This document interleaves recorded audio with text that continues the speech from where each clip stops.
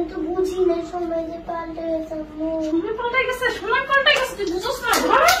মা অনেক বড় ভুল হয়েছে মা, আমি আর ওখান থেকে আন্দোলন করছিস তুই, পড়বি না পড়বি না। তোকে যে আমি সকাল থেকে তুই বলছস যে বিরিয়ানি রান্না করে দিতে হবে, আমি তোকে বলছি আবার কত বড় কালকে বিরিয়ানি রান্না করে দিবো বলছি না? তারপরে বলছস 1 ঘন্টা বেশি টিভি দেখবি, সেটাও বলছি যে ঠিক আছে 1 ঘন্টা বেশি টিভি দেখিস। তারপরে বলছস বিকালে ঘুরতে নিয়ে যেতে হবে, আমি সেটাও মাইনে নিচ্ছি যে তুই বিকালে ঘুরতে যাবি, ঠিক আছে আমি ঘুরতে নিয়ে যাবো, তাও তুই পড়াশোনা কর। তুই কি করলি? তুই তারপরও আন্দোলন করতেছস পড়াশোনা করবি না, পড়াশোনা করবি না। কোথায় কোথায় আন্দোলন করস? হ্যাঁ, কোথায় কোথায় আন্দোলন করস?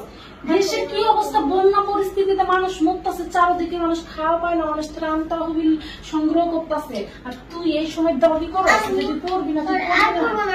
এখন কেন, এখন কেন? তোকে যে সকাল থেকে ভালো করে বুঝাইতেছি, আলোচনায় বসাইলাম তোকে নিয়ে, তুই আবার বিচার দেস, আবার তুই দাবি করস এত কিছু তাহলে? হ্যাঁ আমি তো বুঝি না সময় যে পাল্টে গেছে। সময় পাল্টে গেছে, সময় পাল্টে গেছে, তুই বুঝছ না?